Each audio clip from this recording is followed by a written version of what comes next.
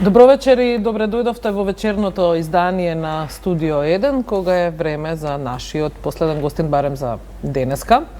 Во нашето студио по неколку, па не знам, има 2 недели како се договараме, конечно успеавме да го имаме на гости режисерот Јани Бојачи. Добро вечер. Добро вечер. Добре дојде. Реце. Добро ви најдов. Ви благодарам што ме поканивте. Велам 2 недели, во овие 2 недели твојот последен филм Ругање со Христос дигна на вистина голема прашина во јавноста. Кога те поканивме за прв пат, рече дека би сакал малку да се стивнат и страстите и тебе главата да ти биде посмирена, за да можеме веројатно и посмирено да го водиме овој разговор. Добро вечер и од мене. Добро вечер. Ти благодарам и тебе што ме поканивте. Иако сакам да кажам уште на самиот старт дека веројатно требаше да бидеме на оваа маса повеќе од тројца луѓе, бидејќи поканивме представници и од Министерството за култура и впрочем од владата, меѓутоа и рецензенти на филмот, меѓутоа никој не се одзва да дојде. Да се живи и здрави. Што е тука е. Филмот имаше своја премиера на 5 октомври. За мал вовед во целиот овој разговор имаме кус трейлер на тоа од самиот филм. Убаво е да го искористиме за влез во овој разговор и се враќаме назад во студиото. Трейлер од Ругање со Христос. Знаеш ли дека Исус е син на Александар? Кој е Александар? Александар Македонски.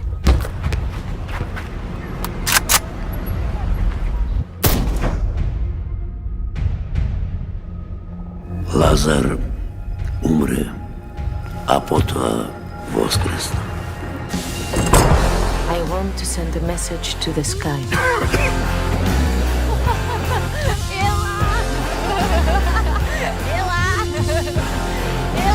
Το μέλλον είναι δικό μας. Εδώ το αύριο είναι σήμερα. Το μέλλον είναι δικό μας. Εδώ το αύριο είναι σήμερα. Ξάδερφε Αλέκο, ο πατέρας του Λάζαρος петане στα Скопје. Почитуван Вујкован, ти знаеш дека ние направивме се за да го пронајдеме нашиот татко Лазар, но сите надежи се изгубени. Нашиот татко Лазар е мртов. Je t'aime. Dis quelque chose, bordel de merde, dis quelque chose. Qu'est-ce qui est fini? C'est fini avec moi. Avec toi. Αλέκο! Θα μιλήσουμε αύριο. Άνοιξε την πόρτα τώρα. Άνοιξε την καμημένη την πόρτα, είπα!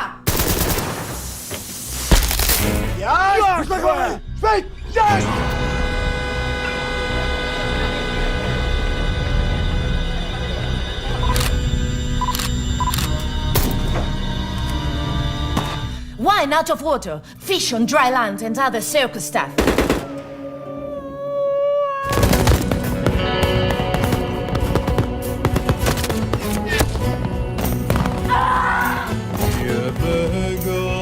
Δώσε τα σε εκείνους τους δικούς σου! Λάζαρ, δόιτε! Τι κάσα η άσκα ότι και δόιτε! Свадьба ќе правиме, свадьба голема, со зорита пани напред кумо, а по него орото.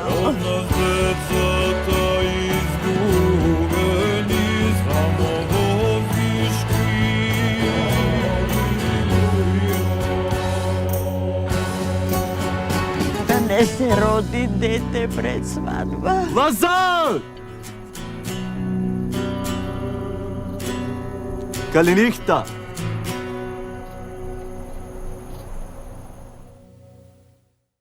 Почитувани гледачи, тоа беше трейлерот за филмот Ругање со Христос на режисерот Јани Бојачи, кој вечерва е наш гостин во студиото. Веднаш по овој трейлер се јавуваат и првите реакции за Ругање со Христос. Пред да направиме еден осврт на тие реакции, што всушност е филмот Ругање со Христос според вашата идеја? Филмот Ругање со Христос е една прилично комплексна приказна, на која едноставно може да се објасни, да се раскаже на следниот начин. Станува збор за филм кој зборува за еден човек кој се вика Александар Филипополос и кој е 30 години во Париз и е успешен новинар во еден познат политички француски неделник, Либерте. И во моменти кога неговиот личен живот се разведува од супругата и неговиот професионален живот, новинарство е во криза во Франција и е во криза, особено печатеното новинарство, добива писмо од неговиот прв братучет Вани, кој од неговото родно село во Северна Грција, Нивици или Псарадес по грчки, дека татко му Лазар починал во Скопје во Република Македонија, се уште. И тој го остава животот за себе си во Франција и тргнува на едно патување да открие вистината за тоа кој прочем бил неговиот татко Лазар и како тој човек, неговиот татко, стигнал до Скопје, до Македонија и од кои причини тој умрел тука. И движејќи се по таа траекторија на трагање по вистината, тој ќе запозна една млада жена, 35 годишна жена, фотограф, Андреја Пападина, која поигра на судбината ќе тргне заедно со него и цело време додека се заедно таа фотографира затоа што одеднаш влегува во еден за неа екзотичен свет. Еден човек, нели, кој е човек на урбаното на Атина 5-милионски град. Замислете, одеднаш се наоѓа во една периферија, Северна Грција, периферија за Атина, Македонија уште повеќе и таа фотографира постојано. И тие фотографии кои таа ќе ги направи за време на тоа заедничко патување, по вистината за тоа кој е Лазар, таткото на Александар Филипополос, на крајот конкурира за Пулицер, добива Пулицерова награда, особено е наградена незината фотографија со распетието на Александар на тој билборд во Грција. И практично низ незините фотографии ние ја раскажуваме целата таа приказна, која е прилично комплексна. Јани, ти си автор на сценаријата. Така е, да. Колку време го создаваш? Анета, во принцип, ова сценарио е пишувано по добрите американски стандарди. Јас верувам во тие стандарди, затоа што се проверени, функционални, тука нема потреба повеќе да проверуваме. Така да, ова сценарио ги помина сите нормални фази на развој, од една идеја, од половина страница, синопсис од страница и па напишавме тритмент од 10, од прво 15-20 страници, па го сигнавме на 10 страници и тој тритмент веќе личеше на филм, нели? Беше раскажан целиот филм. Седнав и го напишав диалогот за филмот. Јас, во принцип, брзо и ефикасно пишувам диалози. Диалозите ги напишав за помалку од еден месец. И така аплициравме на Аплицираш 2015. 2015. 2015 и поминавме 2015 тој конкурс. Го развивавме проектот години и пол, 2017 почнавме со снимање некаде крајот на август и во рок од 8 месеци од денот на снимањето. 8 недели. 8 месеци, беше целиот филм, целиот процес. Го снимавме филмот, го измонтиравме, го аплициравме на фестивали, стигнавме до Монтреал и практично после се случи тоа што се случи. И ако земеме во обзир дека тоа беше продукција од вкупно 290.000 евра со сет даноци, тоа е ниско буџетен филм за македонски услови. Тоа е еден од најевтините филмови во Македонија снимен во последните 10-15 години. Ние имавме една продукција која беше хиперефикасна, хипердобра и не случајно од новата управа на Агенцијата за филм, од сегашниот директор на Агенцијата за филм, господинот Горијан Тозија, на пресконференција јавно бевме пофалени од негова страна дека сме продукција за пример. Продукција која ги поддржува добрите практики во филмската индустрија и не препорача на другите продукции во Македонија да дојдат, нели, малку да се подучат од нас како се произведува. Како ефикасно и со не многу пари може да се направи филм. Тоа интересна агенцијата веројатно. Да, нема на крајот на криштата, Анета, Горијан Тозија е највалоризираниот продуцент во Македонија. Се некому тоа може допаѓа, некому не. Горијан Тозија е добитник на Златен лав со филмот Пред дождот. И логично е тој да знае што зборува, затоа што е 30 години во работа. Во филмот во кој што се јавувате, освен како сценарист и режисер и продуцент и во монтажата, можеби немаше да ја доживее условно кажано, можеби немаше да ја доживее својата премиера, откако како што реков, откако се објави трейлерот, почна и првите реакции, па беше окарактеризиран како скандалозен и навредлив. Каде сметате дека е подвлечена оваа скандалозност или навредливост во вашиот филм? Па, мислам дека е во главите на некои луѓе, тоа е веќе факт, не е моје мислење.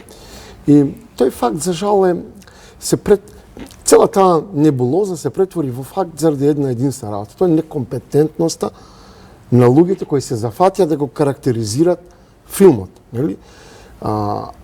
Не ќам никој да навредам, но каква му е работата на министер за култура да вреднува филм? Нема никаква работа. Каква му е работа на државниот советник на министер за култура да пишува по фејсбуци во која продукција, кај кој уметник или режисер има инспекции? То никаде во светот не се случува, никој не го практикува тоа, затоа што е здраворазумно, нели? Вообичаено министерот за култура дури не одат ни на премиери, нели? За да не влијаат тивко, нели? Затоа што само збор се пак за, нели, за државен советник на министерот за култура, самиот министер, нели, тоа дури тивкото влијање и несаканото влијање, така. И се дојдовме до тоа. Да, но моментот кога веќе ја добивате таа реакција, пробувате да го преиспитате каде би можело да се најде тие карактеристики кои што му се даваат на филмот? Сега ќе ви кажам. Значи вака, можеше било кој од тие луѓе, нели, дури како се елементарно на ти, нели, некаква логика нешта, да поберат од мене копија од филмот. Или на крајот на криш да отидат во агенцијата за филм каде што јас имаше копија, да го погледнат целиот филм, да го видат контекстот. Но тие одбра, според бојата на чевлите, да зборуваат за нечии очи.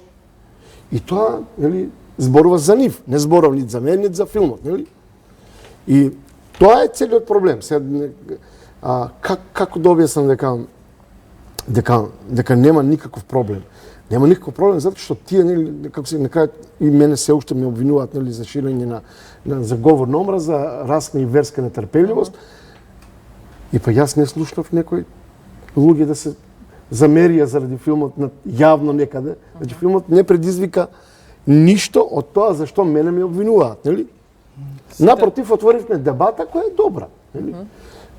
Која му е работата на уметникот? Да критикува, да поставува прашања и да отвора дебати, нели? Јас си ја вршам работата за која на крајот на кришта ме платила агенцијата за филм, нели? Ве побара ли некој, разговаравте ли предходно пред сите овие јавни реакции или? Не, мислам како да ви кажам, че тоа беше моментот кога јас бев во Монтреал на најголемиот фестивал на американскиот континент воопшто, нели? Она што е кај нас во Европа, тоа е Монтреал во Америка. И јас тамо и 20 стасав, нели, со сите перипетии кои сега, нели, нема потреба да ги кажувам, во кој повторно инволвирана агенцијата за филм. Моето патување беше една одисеја, нели, како јас да стасам, нели, до Монтреал и да го представам, нели, нашиот филм, сепак тоа е филм на Република Македонија. И таму се соочив со една вистина дека филмовите ги представуваат делегации. Продуценти, режисери, главни актери, например, по малите земји кои прв пат имаа представници на Монтреал Филм Фестивал, амбасадите и амбасадорите приредуваа приеми. И додека сето тоа се случува на тој фестивал кој е престижен, во исто време во Македонија министерот за култура, агенцијата за филм, директор на агенцијата за филм, а подоцна председател на владата се откажуваа од мене од мојот филм. А во исто време председателот Ѓорги Иванов ви даде поддршка. Тоа беше пред една недела. За моја несреќа не беше во исто време. Камо да беше во исто време, ке имаше здрав разум во целата работа. Затоа што значи на Монтреал Филм Фестивал имаше филмови од 25 милиона долари. Јас бев таму со филм од 290.000 евра, од кои сите се уште и не се исплатени од агенцијата за филм. Добро, ти беше ли јасно на што се сведоа реакциите на како што велиш непогледнат филм? Па пак ќе повторам, Анета, се сведува на некомпетенција на луѓето. Ние имаме на погрешни... Која беше твојата реакција? Шокантна беше мојата реакција, нели? Затоа што тие не сака ниту да разговараат, нели? Јас се обидов да комуницирам, им кажам, луѓе, стоп, нели, погледнете го филмот, нели? Па дајте после, нели, да разговараме. Не, тоа воопшто, како да кажа, тоа како со зид да зборуваш. Сватив дека, нели, како се ка ѓаволот ја однел шегата овде. Затоа што, нели, како да кажа, сега помина малку време и можем и да се шегувам сега на своја сметка. Тоа беа прилично комплицирани време, някога од една страна нели имате дома едно семејство кое е растревожено заради вас, затоа што се нели добивате закани нели пред деца нели кои се однесуваат и на мојот живот, нели пријатно, прилично непријатна работа, нели. Од друга страна да сте метан на напад на председател на влада, министар за култура, државен советник, директор на агенција за филм, нели? И кутриот јас, од друга страна, и прилично некомотна ситуација. Нели? За било кого, сега, да зборуваме како што е. И може би јас делував на почетокот збунето, нејасно, затоа што, наискрено кажувам, јас не верував дека ова ми се случува. Ни во најцрните идеи не сум предпоставувал дека ќе дојде на таква ситуација да има такви реакции кои се безсмислени на крајот. Видовме дека се тотално безсмислени. Јас ќе ви кажам една анекдота. На денот на премиерата, на 5 октомври, имаше екипа од ваши колеги албанци, од месечини од двете телевизии албански. И тие беа таму присутни пред премиерата и потоа влегува внатре и јас една ваша колешка ја прашав, нели, како ви се, нели, кај видовте ли проблем во филмот? Каже, не, воопшто. Филмот ми се допадна, се беше супер. Следниот ден имаше во 11 часот пресконференција. Ваш колега новинар, повторно албанец, нели, случајно, ми кажува, а зошто вие лажете и во филмот имате сцена со силување? Смо кажам, видите, нема сцена со силување во филмот. Не, има сцена со силување. Аз викам, веќе. Сношти филмот, не можете да го видите. Го видовте ли вие филмот? Не! И па викам, јас сум гледал филмот 1000 пати, затоа што сум го монтирал. Вие не сте го гледали. Ме прашувате мене зошто има сцена со силување во филмот. Јас кој сум го гледал 1000 пати, ви кажувам дека нема сцена со силување. Вие ми признавате дека не сте го гледале филмот, а тврдите дека има сцена со силување. Ете ми разбирате ли за какво лудило станува збор? Станува збор за манипулација. Значи, ден после премиерата, тие си продолжија со иста реторика, со ист наратив. Повторно прашуваат, нели, за црвените, како се вика, обувки кои не постојат во филмот. Добро, прилично и вие сте остар во вашите реакции. Би ве прашал, дали филмот ќе достигнеше една ваква полемика ако политичката ситуација во Македонија генерално не беше поларизирана? Политичка ситуација во Македонија е поларизирана 25 години. Така. Јас, за жал, тоа се факти, не знам како да кажам, ние сме поларизирани, не само политички, ние сме поларизирани во секој, сме социјално, економски, класно, Македонија е хиперполаризирана. Но тоа не ве спречува да чепнете во таа тема правејќи го филмот. А не тоа. А што му е работникот? На уметникот. Што му е работа на уметникот, освен да биде критичен кон сите појави кои се на површината во општеството, но кои се малку и подлабоко во општеството, нели? На крајот на краиштата, како да кажам, ако работата на политичарите е да земат определен убав детаљ од големата слика и да го продават, нели, дека целата слика е тој убав детаљ, работата на уметникот е да ја растори целата слика и да покаже дека тој детаљ баш не е убав, нели? Што му е работа на уметникот? Не знам како да кажам. Знаете што е проблемот? Е така. Јас сум веројатно првиот човек во оваа професија кој излезе од сопствениот конформизам. Нели? Во Македонија, вообичаено уметниците земаат, нели, некакви пари од држава, од буџети, снимаат некакви филмови во кои, нели, се занимаваат со сопствените внатрешни светови, со сопствените комплекси, фрустрации, нели, кои се вообичаени, нели, за уметникот и кои не предизвикуваат никакви влијања надвор од тој еден хиперограничен конформистички свет на уметници.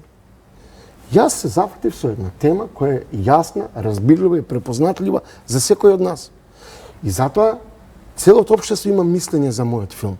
Бидејќи зборувам за теми кои го засегаат целото општество, секој од нас, а не определена мала група на луѓе кои имаат некакви собствени, нели, проблеми кои се, нели, во однос на нив самите се најголемите на свет. И тоа е разликата, значи нема причините се нели, во тоа дека сум одбрал тема која засега огромен спектар општествен. И на крајот на криштата јас сум за жал, нали, како се кажа, единствен кој не бега од јавноста. Јас тука сум со вас, комуницирам и го кажувам тоа што го мислам. Не сум калкулант, не се подготвувавме за оваа емисија. Добро, стоите за тоа што сте го кажале, веројатно, со филмот, кој што не, го кажа тоа, се извинувам се, Владко, заради острата риторика. Нит себе се лажам, нит вас ве лажам, нит јавноста кажам што мислам. Сега да кажам дека тоа беше една јавна војна на социјални мрежи. Па јас немав друг избор, Владко, значи јас да бидеме наискрени, јас сум хипер благодарен на вас прво, на медиумите, а потоа на една Facebook заедница која јас и не ја познам. Јас сега одеднаш имам, нели, многу пријатели на тој Facebook, луѓе кои нема како да ги познавате. Ви нема како да познавате. Имаше ли ете барем на тие социјални мрежи реакција од типот дека верувале во една приказна пред да го гледаат филмот, приказна пласирана нели во име на тоа да биде забране, да му се стави вето и така натаму, а откако го одгледале филмот да не знам, да ти дадат позитивни коментари или мислења или сосема спротивно тоа што го очекувале. Да. Значи најчесто затоа што практикуваме, сега по трет пат, нели, синоќа го покажавме филмот. За жал, тој беше трето прикажување во Кавадарци, во Кино Каос. Бесконечно сум благодарен на Митко, собственикот на Кино Каос. Имавме реакција од публиката блескави. Значи, сега веќе јас ја гледам мојата реална публика, нели? Тоа не се луѓе кои се поканети за премиера, како што вообичаено се прави сите премиери. Тоа се луѓе кои одат на билетара, си купуваат билет за своји пари, вадат 200 денари од джеп, нели, сепак тоа не се и малку пари, купуваат билет и одат да гледат, нели, некаков филм. И потоа имат очекување. Ние практикуваме да одиме една мала група луѓе, затоа што свативме дека публиката сака да не види нас, да поразговара и разговараме. Ние вчера разговаравме 40 минути со публика во Кавадарци. Имаше блескави прашања, а најмногу се однесуваат реакциите се на тоа дека зошто ова се забранува, нели? Најчесто реакциите се па ние знаеме дека 2001 година се случија тие настани. Кој во оваа земја полнолетен човек не знае дека убија дете кој игра кошарка во Тетово и дека тој човек кој го беше уапсен и осуден го пуштија пред 3 недели на слобода.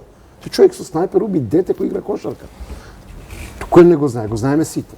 Случајот мавровски работници, го знаеме сите. Кој не го знае тоа?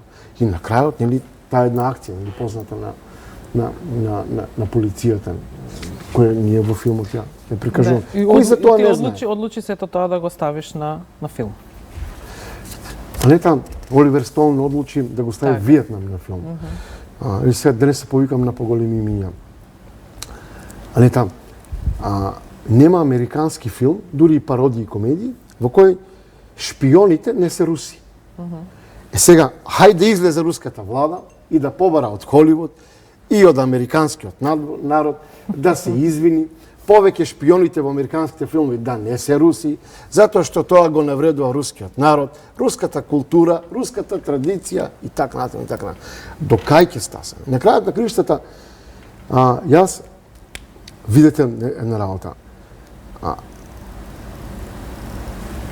Обидот да се бранат албанците на тој начин е погрешен. Затоа што тој принцип на колективна идентификација со се што е македонско, се што е германско и се што е албанско е апсурдно и неприфатливо. Затоа што викат, нели, тие тврдат треба се забрани тој филм, да не гледаме УЧК, затоа што сите албанци имаат идентификација со УЧК. Викам, добро тогаш, ако некој утре албанец го судат за педофилија во Италија, сите албанци ли се педофили? Ако некој утре некоја албанка ја фатат како шверцува дрога во Германија, сите албанци ли се шверцели на дрога? Какво е тоа лудило? Значи, тие луѓе, особено ваши колеги, му прават контрауслуга на собствениот народ. Значи, тоа е за мене масовно понижување на албанците. Добро, свесно го оставате тоа во сценарио. Очекувавте реакции, знаевте кога го пишувавте тоа дека ќе има Ама реакција? нормално, како се вика, Владко, уметноста е јавен чин, а со тоа политички пар екселанс. Сега цитирам учебници за тоа што е уметност. Нели? Секој уметник прави некакво дело уметничко со цел да предизвика реакција. Не постои употребна вредност на уметноста воопшто како чин ако не предизвика реакција. Било каква реакција. Значи нема никаква друга крајна цел. Да, Значи, во тој контекст во филмот може да се видат повеќе работи, би рекле. Значи од ова што го споменавте сега. Настани во 2001, па Александар Македонски, па Исус Христос и така натаму, така натаму. И во тој контекст ќе ви сега некои замерат дека на едно место сте ставиле толку многу работи што на крајот не се гледа која е приказната. И ако смеам да надополна само тие сцени кои што самите како што рековте во историјата се случиле, не може да го негира или некој тоа. Каква е улогата на тие сцени во градацијата на целиот филм? Добро, ќе ви објаснам се. Значи, ова е филм кој нема фабулна структура. Значи, нема последователност. Еден човек сака да остане Да, измешани се времињата, значи, час е филмот е порано, така час е пишува, подоцна, станува така. збор за така наречен филм со фугатна драматуршка структура, во кој имаме 4 приказни кои се одвиваат паралелно, се испреплетуваат и заменуваат една од друга и плюс пета приказна која е мозаик помеѓу нив.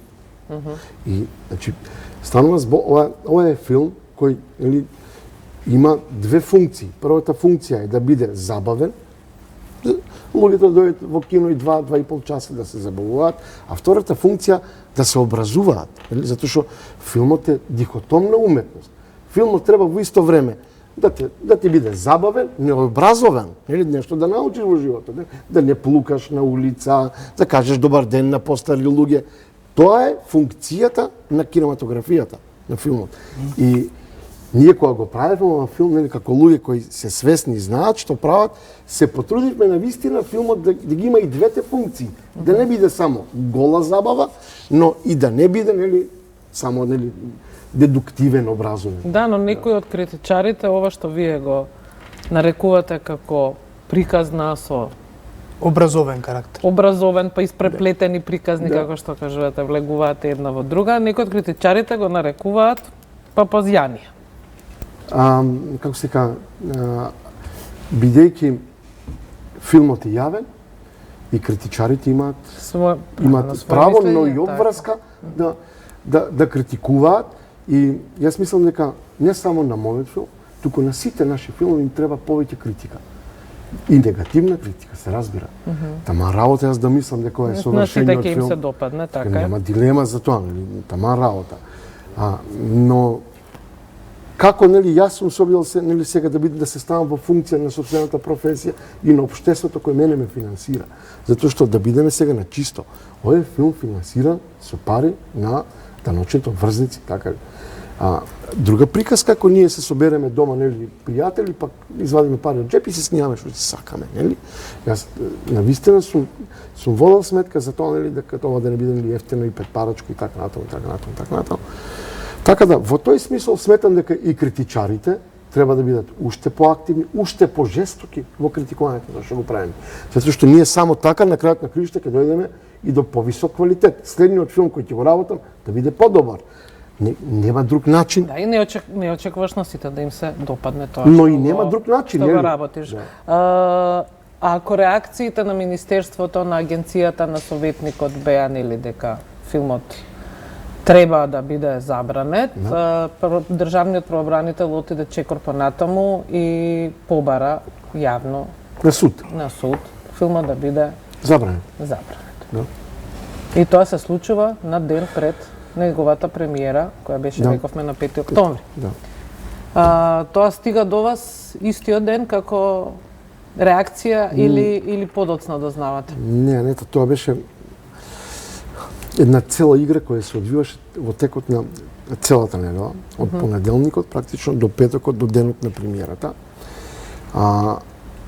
Огромниот дел од товарот, морам да го кажам, во целата приказка го изнесе фестивалот Кине Нова. Им благодарам на момците од Кине Нова, особено на мојот суперхерој на Небојша Ивановиќ, директор на Киненова, кој беше под огромен притисок филмот да не биде дел од фестивалот. И почне едно тактизирање со еден огромен притисок и врз мене, но особено врз Киненова, филмот да не се прикажува. И тој притисок доаѓаше од неколку места во исто време, од неколку центри на МОК. Еден од тие центри на МОК беше владата, другиот беше Министерство за култура и третиот беше локалната самоуправа на Скопје, град Скопје, кој е собственик на Кино Милениум и кој ги наименува функционерите, директорите на Малдинскиот културен центар, кој пак стопанисува со Кино Милениум. И почне едно надмудрување, еден притисок да се потпише договор помеѓу Киненова и Младинскиот културен центар со крајна цел тие да имат некакво парче хартија со кое ќе можат да прават притисок врз Киненова, односно врз Небојша Јовановиќ како директор. Ние свативме на кај води цела приказка и почна една игра која траеше понеделник, вторник и среда и некаде до среда вечер ние бевме на чисто дека нема да се повлекуваме затоа што како тие состанчеле во влада, како тие собирале по партиски штабови. Македонија е мало место, па знаеме кој што прави, нели? Така и ние, нели, секоја вечер правиме состаноци во Киненова и да биде уште посмешно, нели, канцеларијата на Киненова бе во општина Центар, нели? Иронија. И да биде уште поголема иронијата во Младинскиот совет на општина Центар. Му благодарам на градоначалникот на општина Центар. Јас сум негов поданик, па да му кажам. И ние во среда бевме на чисто дека филм ќе има. Ќе одиме до крај. И во четврток се потпише тој договор.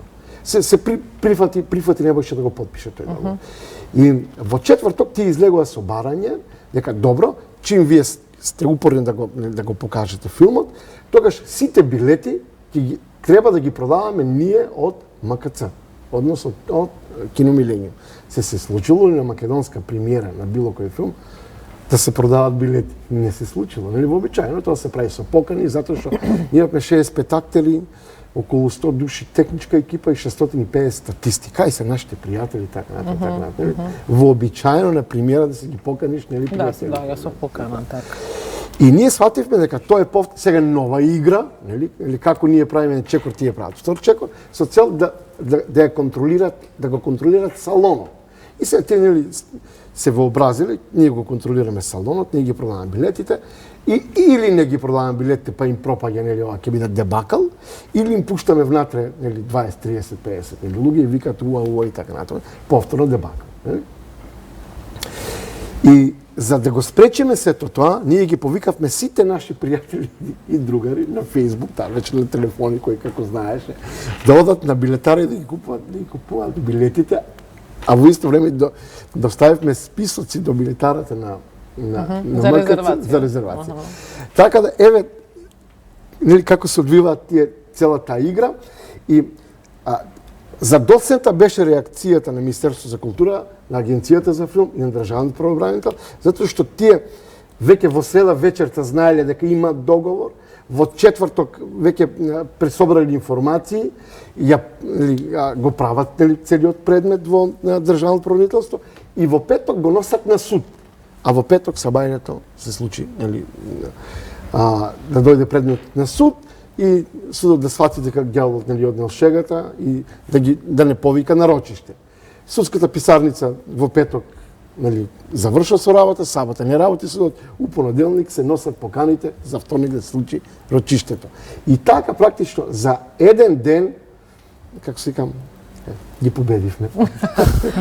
На првото рочиште се случи? На првото рочиште се случи да Државниот правобранител да го повлече барањето за забрана за носење на привремена мерка, забрана за прикажување, емитување, дистрибуција. Од оваа дистанца свесни сте зошто го направил тоа?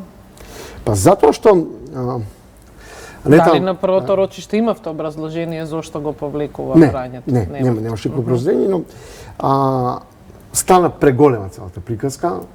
Јас знам дека ти имаат притисок и се уште имаат притисоци од странство и така полека се повлекува, но мислам дека не сметаа на нашата решителност. Мисля дека ќе се подуплашиме, нели, ќе свиткаме нели опашка и ќе си кажеме сега ние ќе се расправиме со Или државата. како што ќе кажат денес многумина, освен што целата таа бука ви направи поголема услуга во однос на тоа, нели? Да луѓето сакаат конечно да видат зашто станува Маркетинг збор. на филмот, така. Маркетинг филм, да, тоа беше сепак потоа не требаше да биде да си го дозволат, да кажем. Но филмот нема, ние од тоа немаме никаква фајда, филмот немаше ништо од тоа фајда, напротив, за каков маркетинг стана збор, кога ние во моментот филмот нема каде да го прикажеме. Значи тоа е исто, како јас вас, како да сум ви продуцент, да ве пратам на репортажа, да ви дадам камери без батерија. И нели после ти кажа, па еве јас сам не ти Владко ги пратив на терен, тие зашто не снимиле? А и камера им Тоа даде. значи дека имате буквално затворени врати на секаде Апсолутно, на секаде, дури имаме притисоци и врз двата единствени приватни киносалони, кинотеатри во државата, врз 95% од киносалите во државата се собственост на Министерството за култура. Директорите на центрите за култура кои се понесуваат со кината во внатрешноста ги наименува владата на Република Македонија Министерство за култура. И ние од сите нив, вклучително во Скопје, имаме една иста песна со еден ист рефрен. Немаме слободни термини до крајот на годината. Јавете се после Божик, па ќе разговараме за следните 60 дена. Значи во Македонија толку многу има навала од филмови во цела Македонија што нема термини до март следната година. Еве толку од рекламата кој ми ја направија, нели? Така. Од технички аспект или па како еве лична моја импресија, гледајќи го филмот има многу добра фотографија. Тоа е моја лична импресија. Бидејќи рековте дека има и образовен карактер филмот, онаа сцена која што ја видовме и во трейлерот, каде што актерот Владо Јовановски раскажува всушност кој бил Александар, каде завршил Александар. Како порака, како образование, односно идеја со нели со една образовна. Кој беше намерен за таа сцена? Да, дали Ќе те обяснам сега. Сцената која ви ја гледате зборуваме за фикција или зборуваме за ова е една од пародичните сцени во филмот, во кои тоа е една сцена која јас сум ја слушал од луѓе на маса, од сериозни луѓе кои зборуваат дека тие имаат податоци дека Исус Христос е син на Александар Македонски и дека Александар Македонски во чест на победата кај битката на Ис го родил новородениот син од бракот со Роксана и го крстил Ис, односно Иса.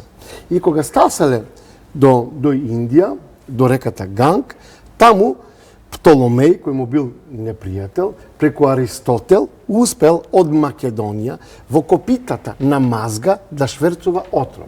И со тој отров го отруле Александар Македонски и тие заминале кој на каде Птоломеј го формира Птоломејското царство, тој е предокот на големата Клеопатра. А Александар пак, за кој мислеле дека е мртов, дошле некои свештеници на Буда, будистички свештеници, од другата страна на Ганг. Приказната е неверојатно. И така тие го лекувале и го кренале Александар. Но Александар нема сила да се врати назад во Македонија, за да ги убие предавниците и за таа цел и да ја каже вистината за Македонија и за таа цел тој заедно со будистичките свештеници го обучувал неговиот син Исус, односно Исус, за кој денешниот лист кој не го познаеме, и тој се вратил во Македонија и ја кажал вистината за предавството на Македонија. Еве тоа е таа сцена која треба, ако го гледате трейлерот, во кој има две реплики. Првата реплика, знаеш ли дека Исус син на Александар, Александар прашува кој е Александар, Григор Владо Јовански му реплицира Александар Македонски. И сега имавме ние една колешка новинарка моја која кажува дека јас сум одвратен неписмен човек кој пропагира дека Исус Христос бил син на Александар и тука измислувам некакви работи. Да, ние таа сцена ја ставивме како пародија со цел да покажеме во какви пародии веруваме. При тоа Александар одговара нели на тоа, веруваш ли во овие глупави приказни? Се разбира, значи како сега, но затоа филмот треба да се изгледа до крај, нели ќе видите дека ние правиме пародија на целото општество, нели, затоа што верувајте ми, јас тие луѓе сум ги сретнал во животот, Да, си ги слушнал тие сум ги приказни. слушнал и од ми нивната. биле шокантни и сме ги запишали кога го пишувавме сценариото, одбравме неколку такви приказни кои зборуваат за нас. Значи дека сме луѓе кои веруваат во заблуди, кои се малоумни, или тоа работа, нели? Да, веројатно во тој контекст ти го наметнува тоа дека протнуваш тези веќе слушнати од некои тврдокорни умови од претходната власт и така натаму. Во тој контекст... Јас се шегувам со нив, па сум дел од нив. Тоа убаво, нели? Така звучи супер, нели, како сега светски не заговор, знам како неверојатно. Сум седел со нив, тие ми го кажувале тоа, па јас сега се шегувам. Тоа, мислам, добро. Го имаше и тоа се протнуваше низ тоа филмот од кого ги добил парите, дали од оваа власт или од онаа власт, па како на оваа власт ти се протнал Ваков филм. и така натаму. Имаш став по тоа прашање, кое што, нели, доста е наши и ваши. Не там, значи сега кога дојдоа нашите, мислам дека не знам основот не го знам дали издржан според правила, закон и така натаму, нашите сега симна од производство и од финансирање, ми се чини 9 или 10 филма, не сум сигурен. Значи сега нашите, што е била сега. Затоа што биле за вашите. Сега се обидам нели да направам пародија од целата приказка. И сега што се случува? Овој филм е финансиран од Агенцијата за филм на Република Македонија. Во овој момент станува збор за истата Агенција за филм на Република Македонија. Нит ваша, нит наша, нит нивна, нит вие, нит ние. Како што видовме, идеите за 1000-годишен рајх завршија така како што завршија, пред судови, со кажување вицови, сите идеи за луѓе кои ќе владеат вечно завршија. Исто се однесува и на овие нашите сега, нели? Дека ќе дојде ден кога ќе заврши таа приказка и ќе дојдат вашите, така ли? Во тој смисол сакам да кажам, знаеш ти, за вашите да завршиме таа работа. Филмот од вашите е финансиран со 15%, а од нашите со 75%. Значи, 75% од вкупните трошоци за филмот е финансиран од нашите, односно од владата на Социјалдемократскиот сојуз на Република Македонија, предводена од председателот на владата господин. Повеќе сега го користите како одговор, ако веќе нели сите ве прозиваат за тоа дали значи, вашите и во нашите, моментот така. јас сум ваш затоа што вашите не финансирале нас. Значи, ако нели тргнуваме по тоа да сме Вашите здраворазумни и логични после луѓе, нашите, логиката води до тоа дека јас сум ваш, односно имаш една сериозна забелешка дека јас, кој сум струмичанец по потекло случајно, сум можел да се родам било каде у Каварац, нели? Ова сум го направил во договор со премиерот кој исто така случајно струмичанец, исто и тој може да се родил не знам каде, во Неготино, например, живи на антагонизмот по нели? И дека ние сме се договориле да го направиме целиот овој циркус за наводници за јас и тој да се рекламираме. И тоа го слушав од мои колеги, ми пратеа некакви скриншотови, ги сериозни луѓе ги пишувале по Facebook. Така да еве дојдов до таква пародија нели ако сме за. Пред да ја бидејќи мислам дека и со времето убаво ни тргна па со нашите и вашите, па да, продолживме со повеќе теми. Бидејќи крајот треба сепак да го оставиме за вашите идни проекти. Крајот на филмот е исто уште едно парче кое што баш доведе неколку полемики во јавноста, а тоа е каде што нели Александар е распнат, а горе пишува иднината на Европска Македонија ли? Не, ова е нашата европска иднина, да. Нашиот пат кон иднината. Тоа е уште една порака која што се отвори многу деле. Сега, ми се јави една ваша колешка од Грција. Во Грција во моментот 5 пати дневно сме на линија, топ тема. Сме најважната вест во моментот во Грција е филмот Руѓен со Христос. Во овој момент, значи нема медиум телевизија која не се занимава со нас. Јас 3 пати дневно давам интервјуа за грчки телевизии, вестници така натаму. Значи, она ми после вака праша, аха, вие намерно сте провоцирали филмот, сте го снимале таму кај што се подпиша договорот во Нивици, во Сарадец по грчки, кај што го подпиша договорот Ципрас и Заев. Јас викам, мола, па вика, тоа вика не направен за провокација. Викам, да, ние таму го снимавме пред 15 месеци. Филмот. Така да... Предвидувачки. Да, ако јас сум знаел дека 15 месеци од после снимањето на филмот, на истото место ќе дојдат господинот Ципрас и господинот Заев и ќе подпишат договор, така нема никаква друга логично објаснување, освен да објаснам следно, дека јас сум бил во договор со господинот Ципрас и со господинот Заев, да дојдат тие на истата локација каде што ние го снимавме филмот. Исто во име на маркетинг на филмот. Така и да ми направат мене промоција. Значи друго нема, верувајте ми, или сум пророк, а во име на тоа барам финансиери да отвориме пророчка канцеларија некаде една во центарот на Атина, една во центарот на Скопје и да печалиме пари. Уште еден дел, колега, кој што не треба да го прескокнеме. Денот на премиерата се случи тоа да името на вашиот татко биде во медиумите, во рамки на една акција за сузбивање на организиран криминал и кримчарење и тргување со артефакти. Како заврши тоа?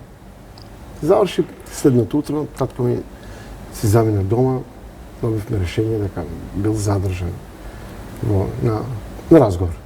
Иронично, кога Лазар го објаснуваат во филмот, исто се работи за трговија со артефакти. Да. Во делот. Во делот. Да, значи има една сцена во која неговиот другар од детство, Благој Чоревски, му раскажува дека тама работа да веруваш во такви глупости, дека тој ти е татко, тој е обичен шверцер на икони кои ги крадат од македонските манастири и ги продават во Грција. Да, тој сега кој ми го кажа, сега го разбрав тоа, инаку верувам доволно. Сега ја со гледавте. Не бев свесен за тоа, да. Не се. Акцијата беше токму тоа, така. Акцијата беше токму тоа, на акцијата заврши во моментот кога можев 5 минути да разговарам со татко ми, тука кога беше во Газиба, во полициска станица на Распет. И ме пушта внатре 5 минути и ми кажа, ако вечер нема премиера, а рамда ти е, нема да доаѓаш повеќе да ме гледаш. Јас му реков, чекај, осте сега, ние да сме живи и здрави, пушти филм. Ми кажа, излегувај, ако вечер нема премиера заради мене, а рамда ти е. Во тој момент свати дека се ворети, дека е се супер и се е совршено и сум благодарен на животот на Бог, што ете живеам во едно лично совршенство.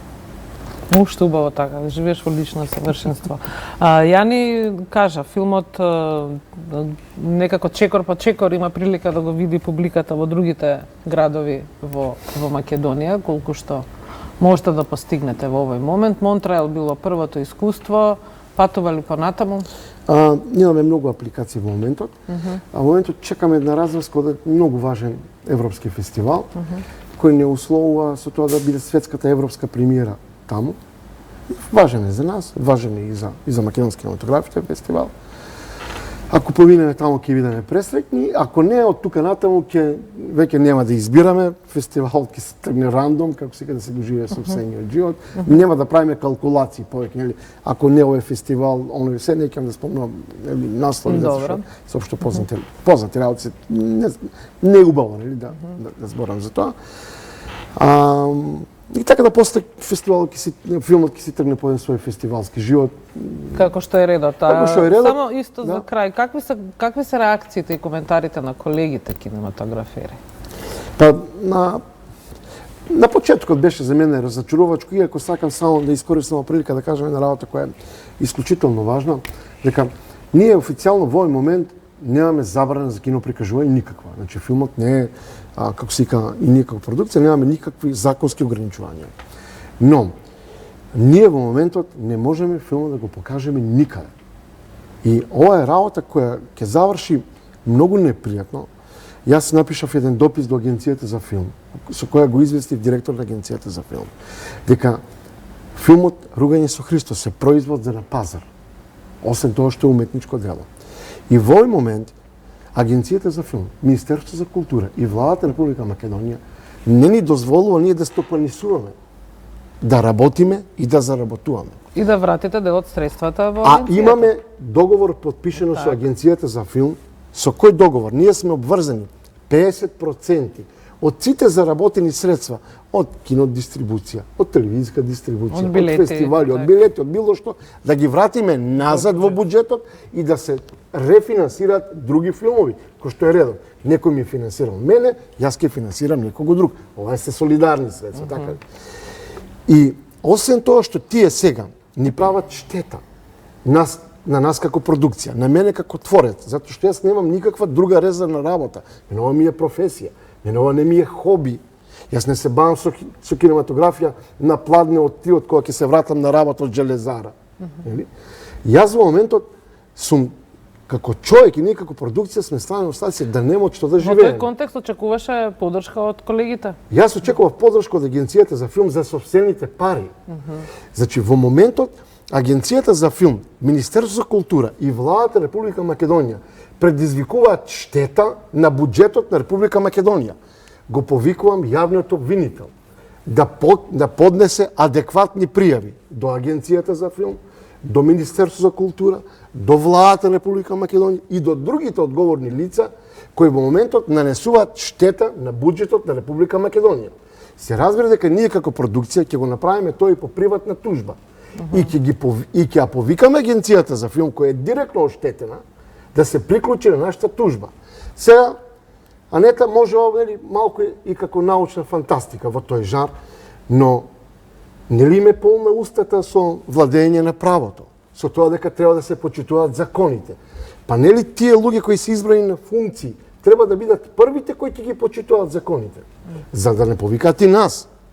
Затоа, еве, уште еднаш го повикувам обвинителството да поднесе пријави, затоа што во моментот тие нанесуваат штета на буџетот, а и лична на нас како продукција. Затоа што, за да завршам, тоа што тие во моментот го прават е исто како да кажат директорот на Агенцијата за филм, односно Агенцијата за филм, Министерството за култура и владата на Република Македонија дека во овој производ има отровни супстанции.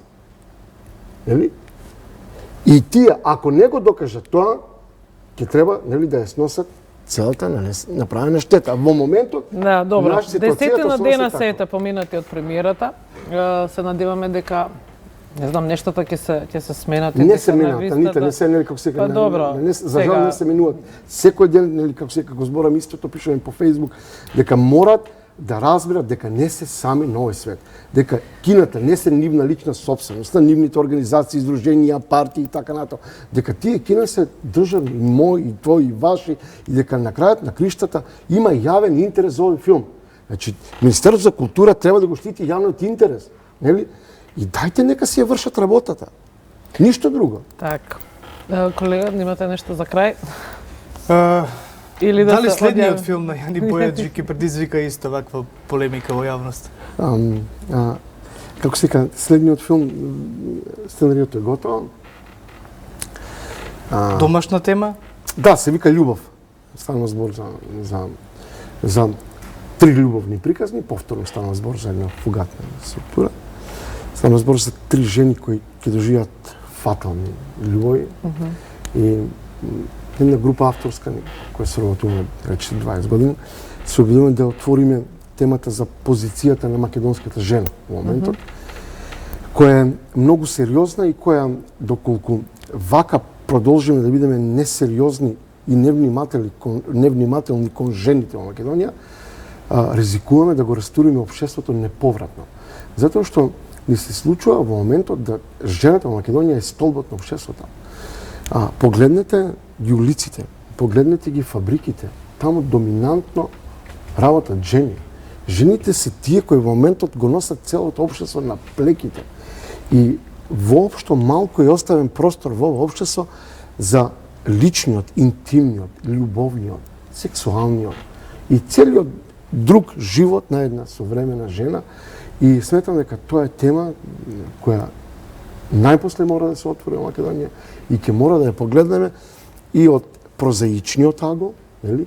жената како предмет на влюбување, на внимање, но и како жената како предмет на експлоатација. А жена е на исцрпна тема. Чувствувам дека повторно ќе не бидете гостин во студиото. Јани, ти благодариме за ова вечерашно гостување. Сакавме да ги слушнеме одговорите на овие прашања кои овие денови на вистина беа и јавно и можеби задкулисно поставувани. Сакавме да ја слушнеме и твојата приказна, Владко. За оние кои што сакаат да го погледнат филмот, меѓутоа во моментов можеби немаат можност, можеби филмот не се прикажува во нивниот град. Како би можеле да стигнат? Владко, во овој момент филмот се прикажува само во кино Каос во Неготино. Во Кавадарци, имавме закажано премиера за утре во Неготино, но се расипал проекторот. Одеднаш. Јасно зашто станува збор. Но претпоставам дека ги известувате гледачите. Ги известуваме гледачите колку можеме. Јас само сакам уште една реченица. Видите така. Ако ние филмот го качавме на некаква платформа за pay-per-view, ако го земеме огромниот интерес на македонска диаспора за овој филм, разбирливо, за кој не е проблем да плата 3, 4 или 5 долари. Јас во моментот ќе бев човек со 100.000 долари во џебот, немаш да живеам под кирија, нема да се чудам утре како ќе ставам бензин во кола за да отидам во Кавадарци. Но свативме дека ова е поважно, затоа што во моментот се работи за нашата физичка слобода. Во моментот ограничувањето на правото ние филмот да го прикажуваме во кино е ограничување на нашата физичка слобода, да можеме како слободни луѓе да излеземе од дома, слободно да се движиме по улица и слободно да отидеме во некое кино, слободно да избереме што да гледаме и потоа слободно да може тоа да го критикуваме. Значи, се одлучивме да бидеме упорни и да водиме борба за овај елемент. Ова е борба против фашизам. И ние мора да бидеме поодговорни како општество кога ова се случува, затоа што сега влеговте во политичка конотација. Завршуваме. Нема потреба. Нема потреба, но јас само сакам уште една реченица, ви благодарам на можноста да видам вашата телевизија. А ќе разговаравме и за оваа тема, само да имавме уште еден представник од. Да, иако на крајот да потенцираме, нашата цел, нашиот план беше да овде седат буквално спротиставените страни, оние кои што стоја за таа забрана и вето за филмот, но нашата покана не најде на нивна реакција, поточно нивната реакција беше дека нема да присуствуваат вечерва овде, затоа Јани Бојаџи имаше прилика да ја раскаже само својата страна на приказната. Ти благодарим уште еднаш. Жалам и ви благодарам уште еднаш на можност да видам во телевизијата. Телевизијата ви е прекрасна. Фала ти. Ти благодарам. Вам, почитувани, ви благодариме за вниманието. Помина многу часови од отворената програма на Студио 1. Овде е време да се одјавиме и да закажеме повторна средба за следниот четврток. До тогаш, довидување.